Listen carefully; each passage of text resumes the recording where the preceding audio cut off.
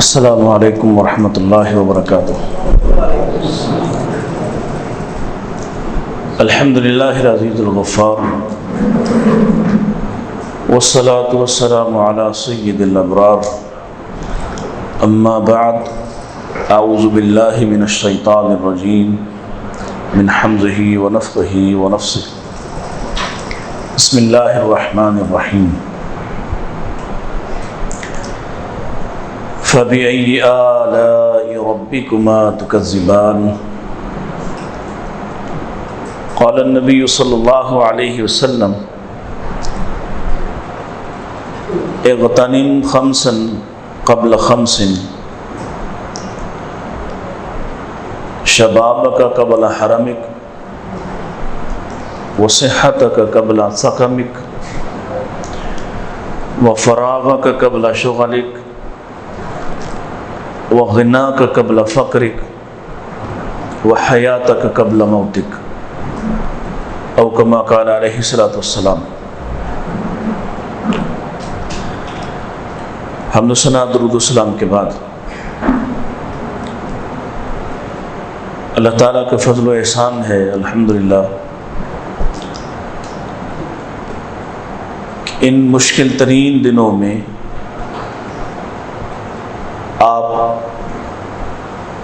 اس مسجد میں قرآن مجید کی تکمیل کی طرف جا رہے ہیں، آخری حصہ پڑھ رہے ہیں اور سن رہے ہیں۔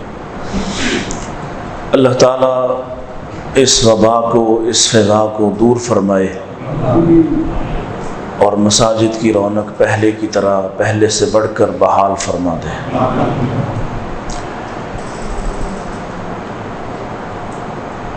حقیقت یہ ہے کہ ہر چیز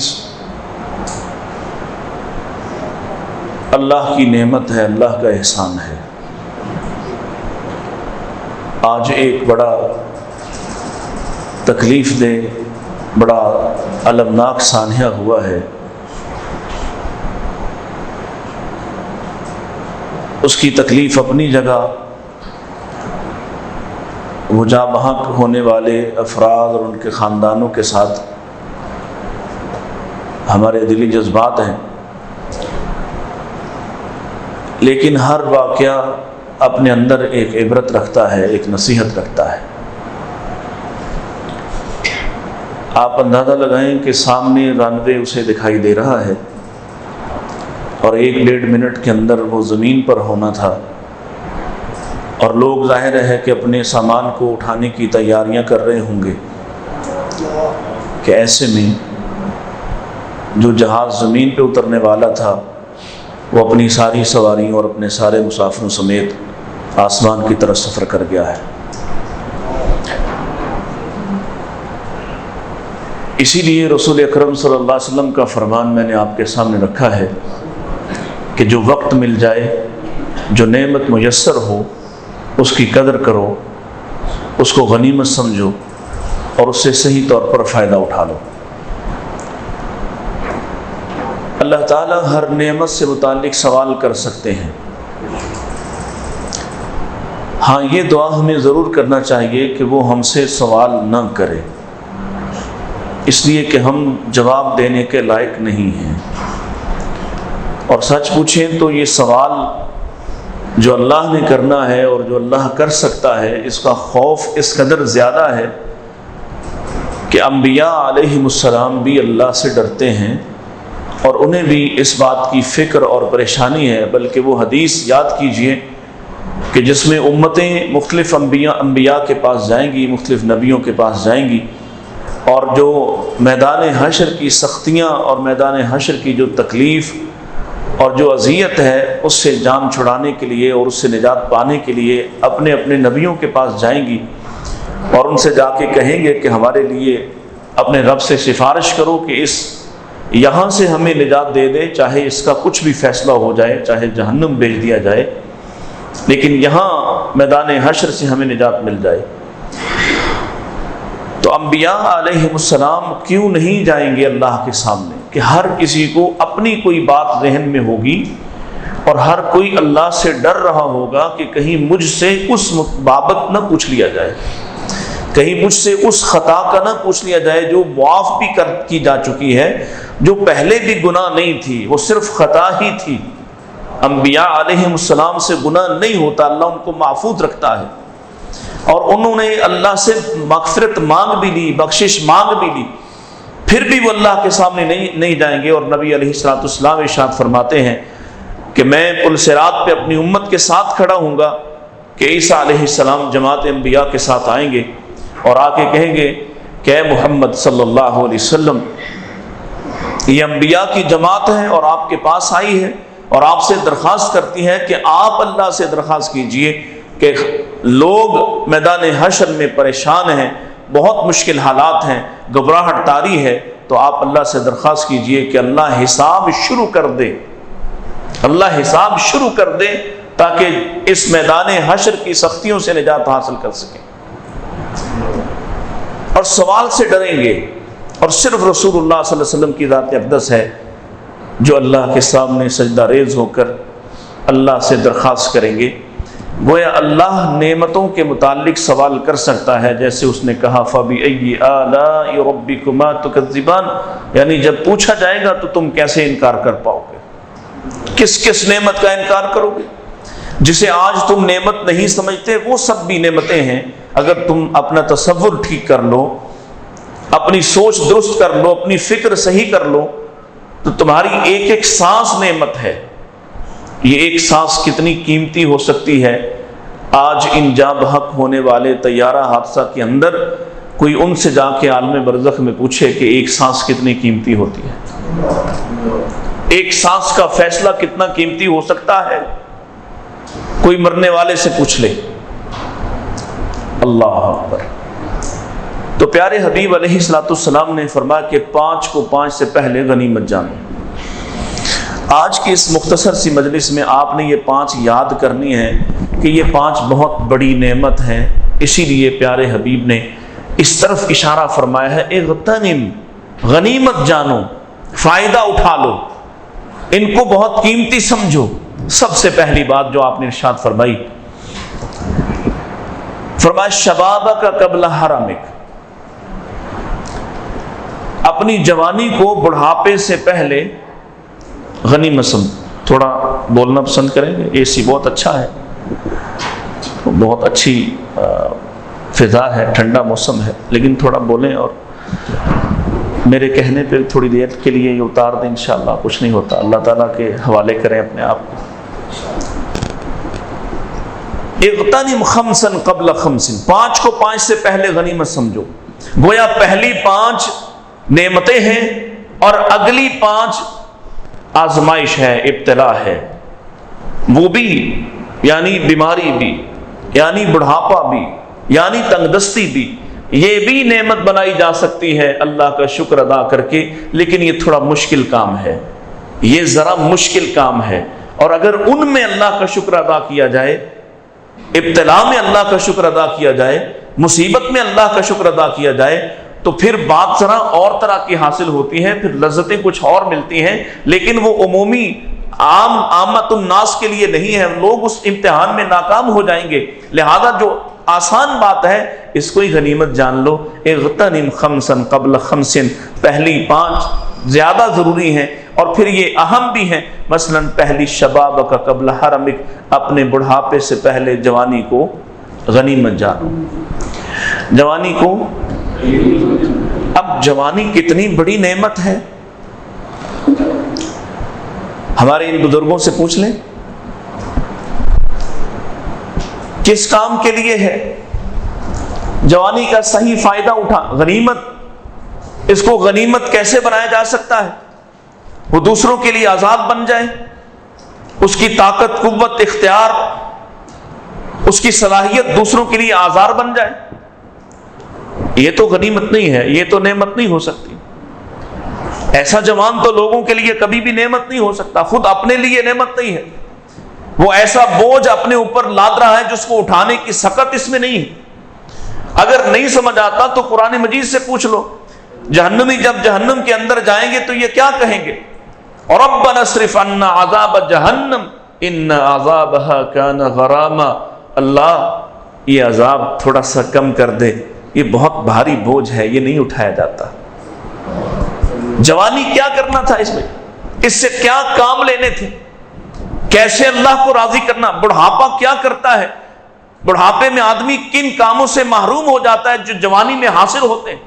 قوا مضبوط ہوتے ہیں، طاقت ہوتی ہے، اس کے پاس زیادہ محنت کرنے کا جذبہ ہو سکتا ہے، وقت ہوتا ہے۔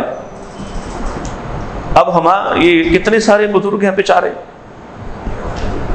اللہ اکبر، جن کا دل چاہتا ہے کہ میں زیادہ قیام کروں، میں زیادہ رکوع کروں، میں زیادہ سجود کروں، لیکن جسم ساتھ نہیں دیتا۔ اور نوجوانوں کے پاس وقت نہیں ہے سجدے کرنے کا، نوجوانوں کے پاس اللہ کو راضی کرنے کا وقت نہیں ہے۔ اس لیے آپ نے فرمایا اس کو غنیمت جانو، یہ بڑا قیمتی وقت ہے۔ نبی کریم علیہ السلام کے پاس ایک جوان آیا تھا نا، اس نے آ کے کہا یا رسول اللہ صلی اللہ علیہ وسلم، میں قرآن مجید کی تلاوت کتنے دنوں میں، یعنی قرآن کو ختم کتنے دنوں میں کر لوں؟ آپ نے فرمایا 1 مہینے میں مکمل کیا کر۔ آسانی ہے، بندہ روزانہ، جیسے آپ نے رمضان میں دیکھا، ایک سپارہ، ایک پارہ پڑھنا، ایک حصہ پڑھنا، ایک جز پڑھنا آسان ہے ایک دن میں۔ کہنے لگا اللہ کے رسول میں جوان آدمی ہوں، انہی لفظوں سے کہا، میں جوان آدمی ہوں، میں زیادہ کر سکتا ہوں، یعنی وقت کچھ کم کریں۔ آپ نے فرمایا کہ 15 دن میں کر لو۔ یا رسول اللہ میں جوان آدمی ہوں، میں زیادہ پڑھ سکتا ہوں، یعنی زیادہ محنت کر سکتا ہوں۔ ان کے جذبے دیکھ لیں۔ آپ نے فرمایا اچھا 7 دن میں پڑھ لیا کر، یعنی 7 دن کے اندر 7 منازل ہیں، ایک ایک منزل پڑھ لیا کر۔ یا رسول اللہ میں جوان آدمی ہوں، یعنی زیادہ کر سکتا ہوں، زیادہ محنت کر سکتا ہوں۔ اس کا فائدہ، جوانی کا فائدہ اٹھانے کی کوشش ہے، یہ ہے اصل فائدہ۔ یہ فائدہ نہیں ہے کہ لوگوں کو اپنے مسل دکھاتا پھرے اور اس نہر کے اوپر اپنی موٹر سائیکل سے کرتب دکھاتا پھرے، یہ فائدہ نہیں ہے۔ یہ فائدہ تھا کہ اللہ نے قوا دیے، اعضاء مضبوط دیے، صحت مند جسم دیا، اس کا فائدہ اٹھاتا۔ اللہ کے نبی میں جوان آدمی ہوں، گویا اور وقت کم کر دیں۔ میرے آقا نے فرمایا پھر 3 راتوں سے پہلے کبھی ختم نہ کرنا، 3 دن سے پہلے ختم نہیں کرنا۔ اب ایک دن میں 10 سپارے بنتے ہیں آپ کے حساب سے، جو عرب کی تقسیم ہے وہ الگ سے ہے، جو آپ کی تقسیم ہے 10 سپارے، اور یہاں کوئی 10 سپارے نوجوان پڑھتا ہو، اللہ کی قسم اس کا چہرہ بھی دوسروں سے مختلف ہوگا، اس کا کردار بھی دوسروں سے مختلف ہوگا۔ اس کے پاس فضول اور لایانی کاموں میں اپنا وقت برباد کرنے کا اس کے پاس وقت ہی نہیں ہوگا۔ 10 سپارے روزانہ پڑھے، اگر 10 سپارے روزانہ پڑھے تو یہ 4-6 گھنٹے فیس بک کو دے پائے گا؟ یہ 10 گھنٹے فضول قسم کی، لایانی قسم کی ویڈیوز دیکھے گا؟ نہیں دیکھے گا، ٹائم ہی نہیں ہوگا۔ اور وقت کتنا قیمتی ہے یہ کل قیامت کو پتہ چلے گا، کہ جب ایک لفظ، ایک بات کہی نا، سبحان اللہ سبحان اللہ، اس کا کتنا اجر ہے اور کتنا فائدہ ہے۔ ایک بار کہا نا لا الہ الا اللہ، اس کا کتنا فائدہ ہے۔ ایک بار کہا سبحان اللہ وبحمدہ، اس کا کتنا فائدہ ہے، کتنا اجر ملتا ہے۔ یہ کل قیامت کو جا کے پتہ چلے گا کہ میں نے وقت کو کیسے ضائع کیا ہے۔ اغتنم خمسا قبل خمس، بڑھاپا آنے سے پہلے جوانی کو قیمتی غنیمت جانو، اس سے فائدہ اٹھاؤ۔ نبی پاک علیہ الصلوۃ والسلام کا ساتھ چاہیے، کس کس کو چاہیے؟ ایک جنت وہ ہے جس میں میں اپنے رشتہ داروں کے ساتھ ہوں گا، ایک جنت وہ ہے جس میں اپنے محبوب لوگوں، طاقتور لوگوں، اپنے خاص لوگوں کے ساتھ ہوں۔ ایک جنت وہ ہے فَأُولَٰئِكَ مَعَ الَّذِينَ أَنْعَمَ اللَّهُ عَلَيْهِم مِّنَ النَّبِيِّينَ وَالصِّدِّيقِينَ وَالشُّهَدَاءِ وَالصَّالِحِينَ وَحَسُنَ، اللہ کیا فرماتے ہیں؟ وَحَسُنَ أُولَٰئِكَ رَفِيقًا۔ یہ کیا شاندار رفاقت ہے کہ جب آدمی شہداء کے ساتھ ہو، صالحین کے ساتھ ہو، صدیقین کے ساتھ ہو، نبیوں کے ساتھ ہو۔ وہ جنت کیسی ہوگی جہاں حضور رہتے ہوں گے۔ نبی پاک علیہ الصلوۃ والسلام نے سیدنا عمر کا محل دیکھ کے سوچا تھا نا، پوچھا، فرشتوں سے پوچھا تھا لمن ھذا، کس کا ہے؟ تو آپ کو بتلایا گیا کہ یہ عمر آپ ایک قریشی کا ہے، لِرَجُلٍ مِّن قُرَيْشٍ، ایک قریشی کا ہے۔ آقا سوچتے ہیں، فرماتے ہیں میں نے سوچا میں بھی تو قریشی ہوں، میرا ہی ہو سکتا ہے، اتنا شاندار، اللہ اکبر۔ آپ نے کہا کون سے قریشی کا ہے؟ تو بتلایا گیا کہ یہ عمر بن الخطاب کا ہے، آپ کے غلام کا ہے۔ تو جو عمر کا محل اتنا بہترین ہے، جس میں نبی پاک علیہ السلام داخل ہونا چاہتے ہیں، جس کو دیکھ کر آپ کے دل میں خواہش ہوئی کہ یہ میرا ہو سکتا ہے، رسول اللہ کا محل کیسا شاندار ہوگا، نبی پاک والی جنت کیسی شاندار ہوگی۔ تو جوانوں کے کرنے کا کام ہے۔ ایک نوجوان نبی پاک علیہ السلام جب بھی مسجد میں آتے ہیں، اگر عشاء کے تھوڑی دیر بعد ہی دل چاہ رہا ہے آپ کا ساری رات عبادت کرنے کو مسجد میں، تو آپ، اور یہ آپ کا معمول نہیں تھا مسجد میں آ کے عبادت کرنا رات کو، آپ کا معمول کہاں ہے؟ گھر میں۔ یعنی ایک تو ہے نا معمول ہوتا ہے، مثلا ہمارے بھائی دانش صاحب آئیں روزانہ، ان کے خادم کو بھی پتا ہوگا کہ رات کے 10 بجے یہ آ جاتے ہیں، 12 بجے آ جاتے ہیں، 2 بجے آتے ہیں، ایک معمول ہوتا ہے، ایک روٹین ہوتی ہے۔ یہ معمول نہیں، معمول میرے نبی کا اپنے گھروں میں عبادت کرنا ہے۔ یہ نوجوان اس کی محبت کا آپ ذرا عالم دیکھیے کہ اللہ کے نبی تو لگتا ہے کبھی کبھی مسجد آتے ہوں گے رات کو، اور کوئی وقت طے نہیں، کوئی الارم نہیں، اور کوئی پروٹوکول نہیں میرے نبی کا کہ آتے ہی پتہ چل جائے، شور پڑ جائے کہ نبی پاک آ گئے ہیں۔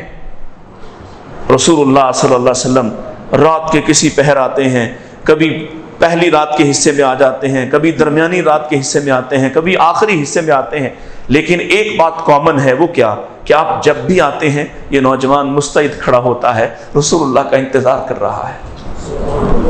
آپ جب بھی آتے ہیں یہ آپ کا استقبال کرتا ہے، آپ جب بھی آتے ہیں یہ آپ کو پانی لا کے دیتا ہے، آپ جب بھی آتے ہیں یہ آپ کی حفاظتی گارڈ بن کے کھڑا ہو جاتا ہے۔ کیا کمال محبت ہے اس کی۔ آپ نے جب اس کی یہ بے پناہ محبت دیکھی تو آپ نے فرمایا ربیہ کچھ مانگ لو، کچھ مانگو، کیا چاہتے ہو؟ یعنی اتنی میری خدمت کرتے ہو تو کیا چاہتے ہو؟ اور ربیہ نے کہا یہ بھی تو جوان ہے نا، اس کی خواہشیں بھی تو ہیں، جوانی میں یہ خواہشیں ہونا چاہیے۔ جوانی میں شاید ہی، اب یہ ہمارے اگر ہم سروے کریں، ہماری 65% آبادی کا حصہ جو ہے یہ جوانوں پہ مبنی ہے، اور ان 65% میں سے آپ اگر مسجد میں تلاش کریں تو شاید آپ کو 5% بھی نہ ملے، اور وہ جو مسجد آتے ہیں 5%، اگر مان لوں 5% مسجد آنے والے یہ بھی مجبور اور پابند اور اپنے آپ کو محصور ہوئے سمجھتے ہیں، ان میں سے آپ مجھے نکال دیں 1% بھی ایسا ہو جو رسول اللہ صلی اللہ علیہ وسلم کے ساتھ جنت میں جانا چاہتا ہو، جس کے دل میں کبھی ہوک اٹھی ہو رات کو، کبھی رات کو اس کے آنسو بہے ہوں کہ میں وہ جنت چاہتا ہوں جس میں میرا حبیب رہتا ہے، میں اس کے بغیر کیسے رہوں گا۔ صحابی تو آ کے کہتے تھے یا رسول اللہ ہم گھر جاتے ہیں تو چین نہیں آتا، آپ کو دیکھتے ہیں تو سکون پاتے ہیں، آپ یہاں نہیں ہوں گے ہم بھی یہاں نہیں ہوں گے، آپ جنت میں ہوں گے، آپ اعلیٰ بالا خانوں میں ہوں گے، آقا ہم آپ کو کیسے دیکھ پائیں گے؟ تو آپ نے کیا خوبصورت ارشاد فرمایا تھا، المرء مع من احببت، آدمی جس کے ساتھ شدت کی محبت کرتا ہوگا، یعنی پہلے نمبر کی محبت جس سے کرتا ہوگا اسی کے ساتھ ہوگا۔ تو حضرت ربیہ کہتے ہیں اسعدک مرافقتک فی الجنہ، یا رسول اللہ جنت میں آپ کا ساتھ مل جائے، یہ بھی تو جوان ہے نا، جنت میں آپ کا ساتھ، آپ کی رفاقت مل جائے۔ آقا فرماتے ہیں آوا غیر ذالک، کچھ اور اس کے علاوہ، یہ تو ہو گئی نا بات، تمہارا مطالبہ ایک تو آ گیا، کچھ اور؟ کچھ نہیں، صرف یہی ایک مطالبہ ہے۔ مجھے ایسا لگتا ہے جیسے ربیہ کے دل میں یہ بات آئی ہو کہ اگر کچھ اور مانگا وہ مل جائے، یہ رہ جائے، دو باتوں میں سے کوئی ایک کا اختیار دیا جائے، مانگو ہی ایک، دوسری کوئی آپشن دی نہیں، صرف یہی چاہیے۔ کیا اطمینان ہے، کیا محبت ہے، اور آپ حاکم مدینہ ہیں، آپ حاکم مدینہ بھی ہیں، آپ اللہ کی طرف سے اللہ کی نعمتوں کو تقسیم کرنے والے قاسم بھی ہیں، لیکن ربیہ کچھ نہیں مانگتا، ربیہ کا گھر بھی نہیں، ربیہ صفہ کا رہنے والا ہے، اس کے پاس چھت بھی نہیں، اس کے پاس بیوی بھی نہیں، اس کے پاس مال و زر بھی نہیں، لیکن یہ ساری آپشنز کو ٹھکرا کر صرف رسول اللہ کا ساتھ مانگتا ہے۔ تو پتہ ہے آپ نے اس کو کیا کہا؟ ٹھیک ہے، پھر ایک کام تیرے ذمے ہے، وہ کام آج کے نوجوانوں کے ذمے ہے، وہ کیا ہے؟ فَعِنِّي عَلَىٰ كَثْرَةِ السُّجُودِ، ایسا کر کثرت سے سجدے تو کیا کر، اور اللہ سے دعا میں کرتا ہوں تو میری مدد کر کہ تو میرے ساتھ میرے جنت میں رفیق اور ساتھی بن جائے۔ یہ جوانوں کا کام تھا۔ بڑھاپے میں تو لوگ آتے ہیں مسجد میں، بیچارے اپنے فرائض پورے بڑی مشکل سے کرتے ہیں، بیمار ہو جاتے ہیں، جسم ساتھ نہیں دیتا، اب دل چاہتا ہے، اب وقت ہے، لیکن اب جسم ساتھ نہیں دیتا، اور جب جسم ساتھ دیتا ہے اس وقت نہیں نکلتا۔ اللہ اکبر، شبابک قبل حرمک، یہ پہلی بات ہے۔ بڑی مثالیں اس پر، لیکن وقت کم ہے اور میں بھی چاہ رہا ہوں کہ آپ زیادہ قرآن سنیں، میں اپنی بات کو جلدی سمیٹنا چاہتا ہوں۔ بڑھاپا مشکل ہے، ابتلا ہے، آزمائش ہے۔ اگرچہ مومن کا بڑھاپا بھی اس کے لیے خیر کا سبب اور باعث ہے۔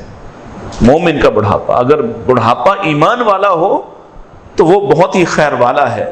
اللہ اپنے ان بوڑھے بندوں سے بڑا راضی ہوتا ہے، ان کی دعاؤں کو رد نہیں کرتا، ان کے اٹھے ہوئے ہاتھوں کو خالی نہیں لوٹاتا۔ مختلف احادیث کے مفہوم، بوڑھا ہو اور بوڑھا کام کا ہو، اللہ کی قسم کام کا ہو، کانپتے ہوئے وجود کے ساتھ مسجد میں آنے والا ہو، تو اس کی جو قدر ہے وہ اللہ ہی جانتا ہے۔ لیکن اصل جو اس حدیث کا مقصد ہے کہ بہرحال اس میں ابتلا ہے، بہرحال اس میں آزمائش ہے، اس میں مشکل ہے۔ جوانی میں تھا تو یہاں کماتا بہت ہے، اللہ کی راہ پہ خرچ کرنے کو تیار نہیں، بوڑھا ہوا مال والے چھین لیتے ہیں، اب خرچ کرنا چاہتا ہے لیکن اختیار پاس نہیں ہے۔ شبابک قبل حرمک، دوسری بات وصحتک قبل سقمک، اپنی بیماری سے پہلے اپنی صحت کو غنیمت جانو۔ اور صحت کا فائدہ کیا ہے؟ کہ جو جی میں آئے وہ کھا لو، جو جی میں آئے وہ کر لو۔ یہ ساری باتیں ہمیں سمجھ آ رہی ہیں، یہ نعمت ہے، اور نعمت کا ہر صورت میں شکر ادا کرنا ضروری ہے۔ اور بہترین شکر کیا ہے؟ اللہ کے آپ اپنے وجود کو، آپ اپنے وسائل کو، آپ اپنے وقت کو، آپ اپنے مال کو اللہ کی راہ میں صرف کر دیں، یہ سب سے بہترین مصرف ہے۔ ہم صحت کو استعمال کر رہے ہیں گراؤنڈز میں، ہم صحت کو مسجد میں استعمال نہیں کرتے، ہم صحت کو نیکی کے کاموں میں نہیں کھپاتے۔ صحت ہے، بیمار پڑ گیا پھر اللہ شروع ہو جاتی ہے، لیکن جب تک صحت ہوتی ہے اس وقت تک بیماری آزمائش ہے، اور بیماری کی آزمائش میں کوئی کامیاب ہوتا ہے، کوئی کامیاب ہوتا ہے۔ بیماری بہت مشکل ہے۔ آپ دیکھیں نا، ان دنوں میں کافی لوگ بیمار ہوئے، پتہ نہیں یہ کرونا سے بیمار ہوئے یا ویسے بیمار ہوئے، بہرحال کافی لوگ بیمار ہوئے۔ تو بیماری میں اسی طرح سارے معاملات کو کرنا ناممکن ہو جاتا ہے۔ بیماری آزمائش ہوتی ہے۔ سیدنا ایوب علیہ السلام پہ جو بیماری آئی ہے، آپ اندازہ کریں اب آئے کسی پر، آتی ہے کینسر کی صورت میں، کیا حال ہوتا ہے، اور لوگ شکوے شکایات شروع کر دیتے ہیں۔ بہت تھوڑے لوگ ہیں جو بیماری کے ایام میں اللہ کو یاد کرتے ہیں، حالانکہ بیماری بھی رحمت بن سکتی ہے اگر آپ اس میں اللہ تعالیٰ کو یاد شروع کر دیں اور مغفرت کے لیے کوشش شروع کر دیں، استغفار شروع کر دیں۔ اور وہ لوگ، یہ حادثاتی موت آپ کے سامنے نا آج والی حادثے کی موت سے رسول اللہ پناہ مانگتے رہے، جن کا وجود اس کائنات کے لیے رحمت ہے، جن کا ایک ایک پل اللہ کی طرف سے اللہ کی حفاظت اور حصار میں گزرتا ہے، وہ بھی حادثے کی موت سے پناہ مانگتے رہے، کیونکہ حادثے کی موت میں آپ کو موقع ہی نہیں ملا کہ آپ نے اللہ سے کوئی بات کی، آپ نے اللہ سے استغفار کی۔ یہ بیماری میں اللہ کے بہت سے بندے ہیں جو بیماری میں اللہ تعالیٰ کے قریب ہو جاتے ہیں، اور اللہ تعالیٰ بھی ان کی خاص سنتا۔ اَمَّن يُجِيبُ الْمُضْطَرَّ إِذَا دَعَاهُ، جب پریشان ہوتا ہے، مضطر ہوتا ہے، بے قرار ہوتا ہے، اس وقت اللہ اس کی اور زیادہ سنتا ہے۔ لیکن نعمت کیا ہے؟ وہ آزمائش ہے۔ نعمت کیا ہے؟ صحت، اور صحت کا صحیح استعمال کیا ہے؟ اسے اللہ کے کاموں میں صرف کیا جائے۔ صحت کو صحیح استعمال کرنا. اغتنم، پہلے لفظ کو ساتھ جوڑیے، اغتنم، غنیمت جانو، صحت کا، اپنی صحت کو قبل سقمک، بیماری آنے سے پہلے اس سے فائدہ اٹھا لو. تیسری بات، وفراغک قبل شغلک. یہ بہت بڑا فتنہ ہے. جب فرصت ہوتی ہے تو ہم اس فرصت سے فائدہ نہیں اٹھاتے اور اس پر شکوے کر رہے ہوتے ہیں. اس کو جیسے جی ابھی ان دنوں میں آئی نا فرصت، جس طرح بھی آئی، آپ کو لاک ڈاؤن میں گھر بیٹھنا پڑا، تو کیا کیا آپ نے؟ آپ ذرا اپنے آپ سے پوچھئے، اور ہر فرد اپنے آپ سے پوچھے اس نے کیا کیا. کاروبار بند کرنا پڑے، دکانیں بند ہو گئی، باہر نکلنا بند ہو گیا، گھر بیٹھ گیا، کیا کیا؟ ساری رات جاگا، لیکن کس کے لیے؟ اگر یہ قوم اپنی فرصت کا صحیح استعمال کرتی تو یہ وبا، مشکل، ابتلاء، آزمائش کا وقت کم ہو جاتا. کیا؟ بالکل بھی نہیں. کیا ہوا؟ وزیر اعظم صاحب کہتے ہیں قوم فارغ ہے، لہذا عین جب عشاء کی نماز شروع ہو جائے اس وقت ایک ڈرامہ لگا دو. اور اس لیے نہیں تمہیں وقت دیا اللہ نے. وقت کتنا قیمتی ہے، ایک ایک سانس. اللہ کی قسم، لوگ وہاں صدیوں روئیں گے آخرت میں جا کے کہ کاش میں نے یہ وقت اللہ کے لیے صرف کیا ہوتا، کاش مجھے یہ موقع ملا ہوتا.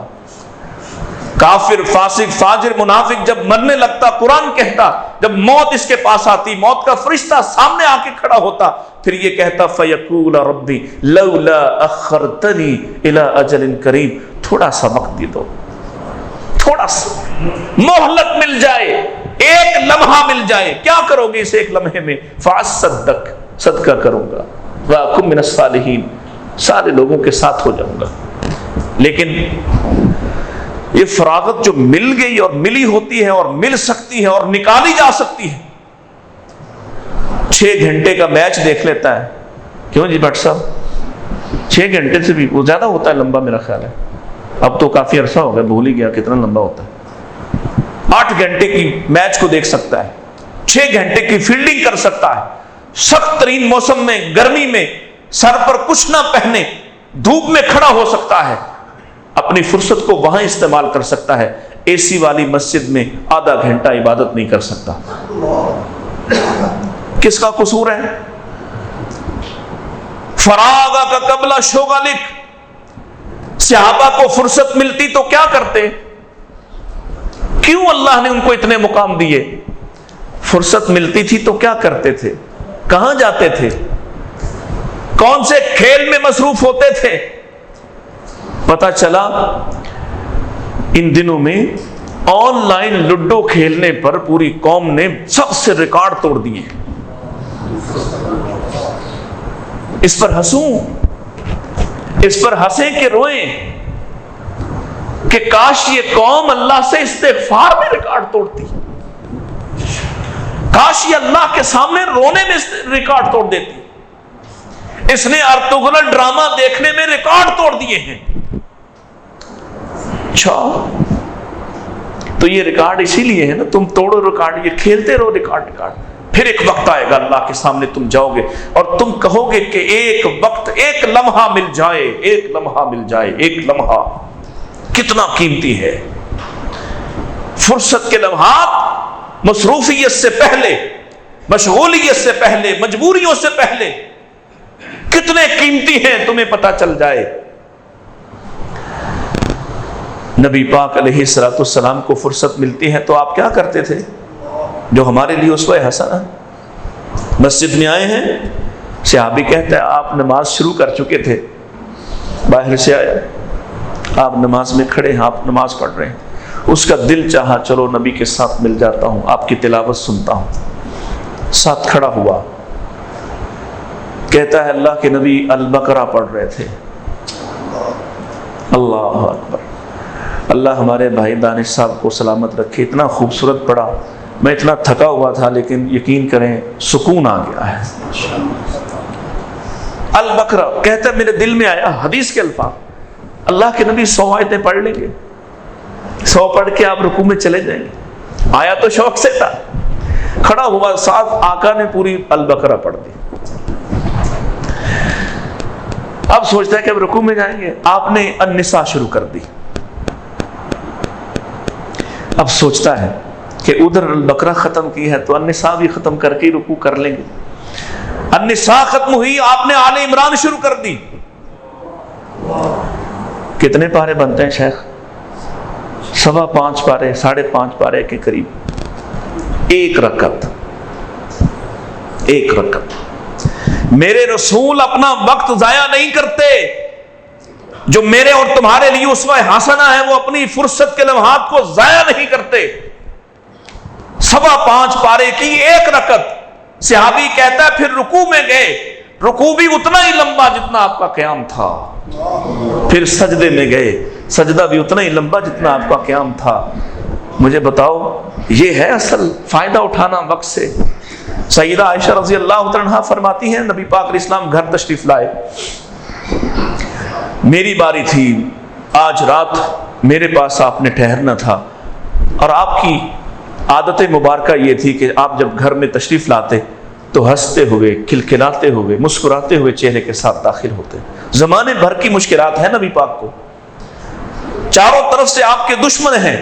آخری سانس تک کوئی یہ کہے کہ مدینہ کی زندگی بڑی راحت کی زندگی تھی، غلط. چاروں طرف سے خطرات نے گھیرا ہوا، مشکلات ہیں. لیکن آپ کی ازواج مطہرات کیا کہتی ہیں؟ اللہ کے نبی جب بھی گھر آئے ہنستے ہوئے، مسکراتے ہوئے، کھلکھلاتے ہوئے، محبت کے جذبات کے ساتھ بات کرتے ہوئے. آ جائے تو مغموم چہرہ، پریشان اداس چہرہ، اور آتے ہی کہا عائشہ یا عائشہ دعینی، آج کی رات چھوڑ دے، آج کی رات مجھے، کیونکہ وقت ان کا ہے. یہ بھی دیکھیے کیا خوبصورت بات ہے، کیا عدل کا تقاضا ہے، کیا محبت کا تقاضا ہے. کیا آپ نے یہ نہیں کہا کہ عائشہ تم سو جو، مجھے کچھ کام ہے، میں نماز پڑھ؟ نہیں، وقت اس کا ہے، اس سے اجازت لی ہے بیوی سے کہ تمہارا وقت ہے، آج کی رات مجھے دے دو. اور سیدہ کہتی ہیں آقا میرا تو دل چاہتا ہے کہ آپ میرے ساتھ بات کریں، آپ میرے ساتھ وقت گزاریں، آپ میرے ساتھ، میں آپ کے ساتھ باتیں کروں، لیکن آپ اگر چاہتے ہیں تو ٹھیک ہے. اب لیٹ تو گئی لیکن نیند کیسے آئے؟ تو نوٹ کرتی ہیں. اور قربان جاؤں، سلام پیش کرتا ہوں، آپ اللہ آپ پر کروڑوں اربوں رحمتیں نازل فرمائے. امت کو کیسے کیسی باتیں سمجھا گئیں، نبی پاک کو آبزرو کر رہی ہیں، آپ کی مبصرہ ہیں، آپ پر شاہد ہیں، آپ کی تنہائیوں کی شاہد ہیں. کیا ہوا؟ کہتی ہیں آپ کھڑے ہو گئے، آپ نے نماز شروع کر لی، آپ نماز پڑھتے جا رہے ہیں اور آپ روتے جا رہے ہیں. قیام کی حالت میں آپ کا چہرہ تر ہے، آپ کی داڑھی آنسوؤں سے تر ہے. پھر آپ نے رکوع کیا، آپ رکوع میں رو رہے ہیں، سجدے کر رہے ہیں، سجدوں میں رو رہے ہیں. رات بیت گئی ایسے ہی. جب آپ بستر پر آ کے لیٹے تو روٹین معمول کیا ہے؟ میری طرف چہرہ مبارک کر کے لیٹتے تھے، آج چہرہ مبارک دوسری طرف کر لیا ہے. اپنے بستر پر، اپنے سرہانے پر، اپنے تکیے پر سر رکھ کے رو رہے ہیں. ساری رات روتے ہوئے گزر گئی، حتیٰ کہ بلال نے آ کے دستک دی کہ آقا نماز کا وقت ہو گیا ہے. امام کائنات ساری رات کے روتے روتے اٹھے. بلال نے آتے ہی، اور وہ اللہ ان پہ رحمتیں فرمائے، وہ میرے نبی کا ایک ایک لمحہ اور ایک ایک آپ کے مبارک چہرے پر آنے والا ایک ایک اثر اور تاثر محسوس کرتے تھے. بلال نے محسوس کیا کہ ساری رات لگتا ہے روتے رہے ہیں. ظاہر ہے انسان جو روتا رہے اس کی کیفیت کیا ہوتی. تو سیدنا بلال نے پوچھا آقا آپ کیوں رو رہے ہیں؟ تو آپ نے جو بات ارشاد فرمائی وہ آپ ابھی دیکھنا کہ میں کیا کہہ رہا ہوں آپ سے. آپ فرماتے ہیں بلال، آل عمران کی آخری آیتیں اتر چکی اور لوگ بے فکر سو رہے ہیں. یہ 1400 سال پہلے میرے نبی نے کہا، اور یہ حدیث کی کتابوں میں حدیث موجود. میں حوالے کے ساتھ بات کر رہا ہوں، کچی بات کرنے کا عادی نہیں. آپ اٹھا کے دیکھیں تو ہمیں کیسے نیند آتی ہے، اور کیسے 12 گھنٹے بعض لوگ اپنی عادت بتا کے خوش ہوتے ہیں کہ میں 12 گھنٹے سوتا ہوں، 8 گھنٹے سوتا ہوں. کاش تمہیں سمجھ آ جائے کہ کم سونا مومن کی نشانی ہے اور رات جاگنا مومن کی نشانی ہے. اپنے وقت کو صحیح استعمال کرنا. اغتنم غنیمت سمجھ فراغ کا قبل شغلک، اپنی مصروفیت مجبوری سے پہلے جو وقت تجھے مل جائے اس کو غنیمت بنا لے۔ چوتھی بات، وغناک قبل فقرک، اپنے مال کو، مالداری کو، دولت کو، سرمایہ کو، اس وقت کو غنیمت سمجھ، غنیمت بنا، فائدہ اٹھا۔ کس طرح؟ چھوٹے گھر سے بڑا گھر بنا کے، چھوٹے گھر سے بڑا گھر بنا کے، کیوں بھائی؟ بڑے گھر کو بڑی سی کوٹھی اور ولا میں تبدیل کر کے کیسے فائدہ اٹھا مال سے؟ کیا طریقہ مال سے فائدہ اٹھانے کا؟ ایک گاڑی کی بجائے 10 گاڑیاں لے کر، ایک بینک بیلنس ایک بینک میں رکھنے کی بجائے 10 بینکوں میں کروڑوں اربوں روپے جمع کر کے، کیا طریقہ ہے؟ وغناک قبل فقرک، کیا مثال دیا آپ نے؟ کیا سمجھانا چاہا ہے؟ پیسے جمع کرنا یہ غنیمت ہے، جوڑ کے ان پر سانپ بن کے بیٹھ جانا، زکات بھی نہ نکالنا، یہ غنیمت ہے۔ صدقہ و خیرات کے لیے جیبیں خشک ہو جاتی ہیں، ہاتھ سکڑ جاتے ہیں، یہ غنیمت ہے۔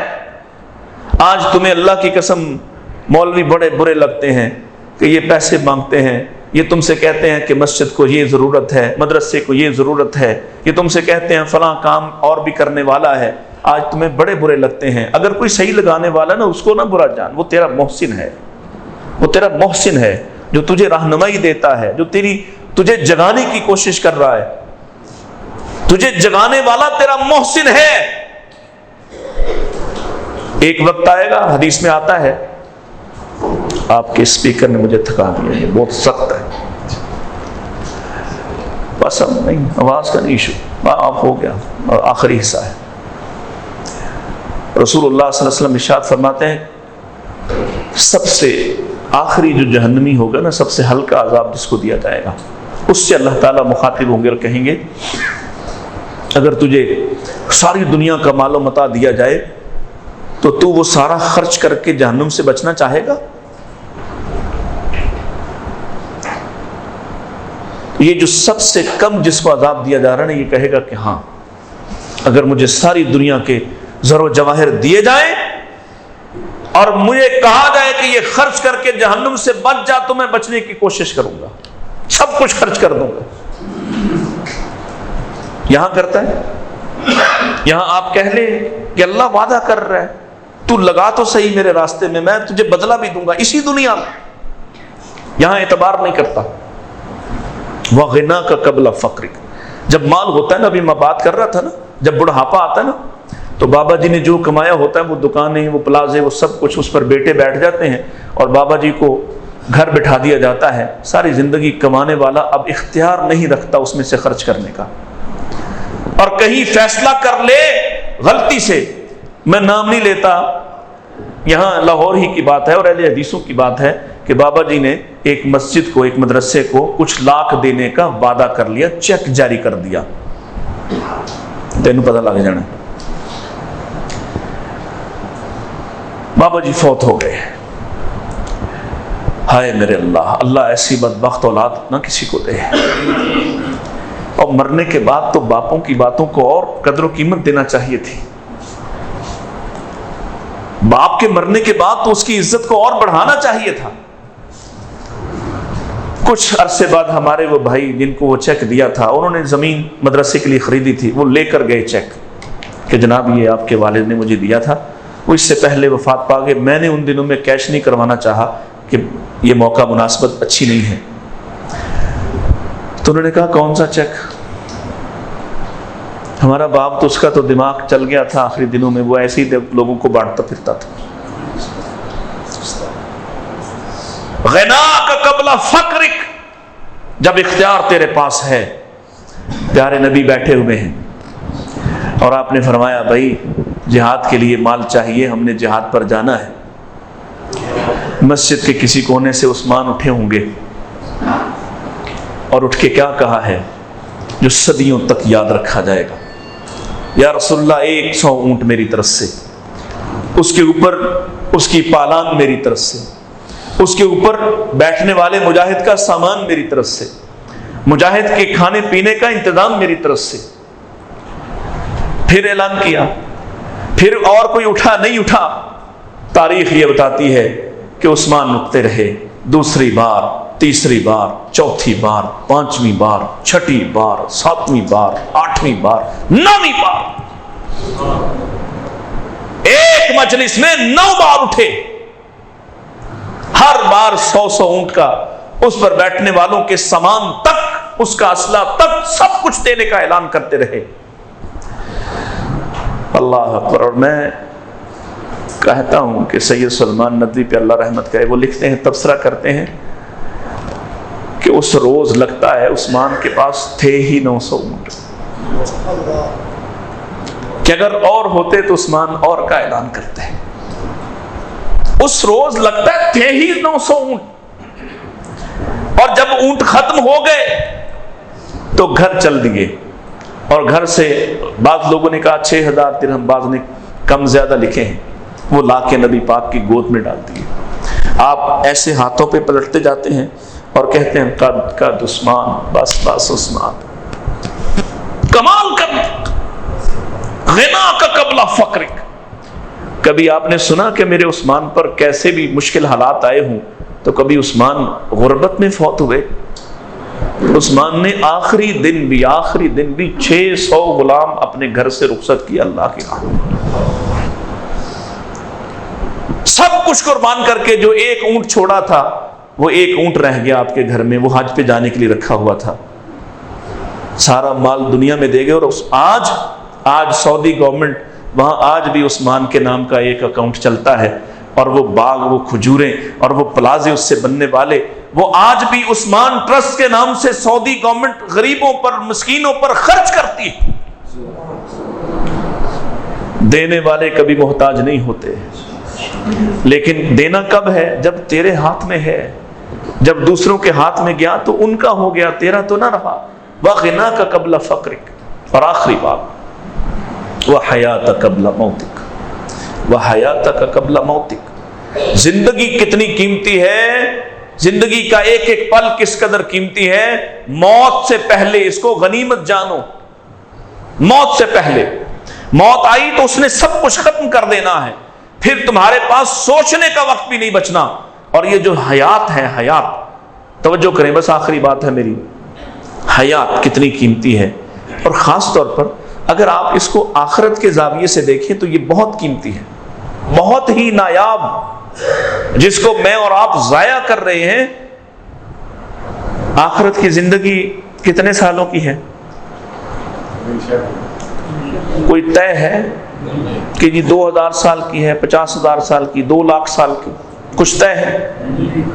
چلو اس کے دن کی مقدار اللہ نے بتائی ہے، ایک جگہ پہ بتایا کہ 1000 سال کے برابر ایک دن، اور اسی قرآن میں فرمایا کان مقدارہ 50,000 سنہ، ایک دن کی مقدار کتنی ہے؟ 50,000 سال، 50,000 سال۔ چلے میں سب سے آخری حصے پہ آتا ہوں، اگر 1000 سال کا بھی ایک دن ہو تو 1000 سال کے مقابلے میں آپ مجھے، جو آپ کو صحت مندی کے ساتھ، مال و دولت کے ساتھ ملنے والی، تعیش نعمت کے ساتھ ملنے والی 100 سالہ زندگی، یہ 100 سالہ زندگی کو آپ بڑے حساب کتاب میں ماہر ہوں گے، آپ کے پاس بڑے سپر کمپیوٹرز ہوں گے، کیلکولیٹرز ہوں گے، ذرا کیلکولیٹ کرنا کہ 1000 سالہ زندگی میں سے آپ 100 سالہ زندگی کا وقت متعین کرنا چاہیں، نکالنا چاہیں، یہ کتنے منٹ بنتے ہیں؟ جی 2.5 منٹ۔ چلو جی انہوں نے حساب نکالا، آسان کر دیا، 2.5 منٹ، 2.5 منٹ۔ اور 50,000 سال ہوں تو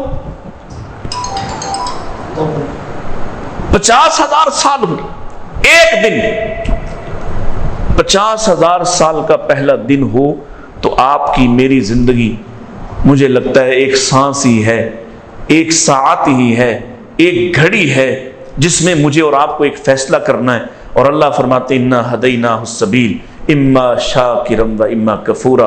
تمہارے پاس وقت صرف اتنا سا ہے.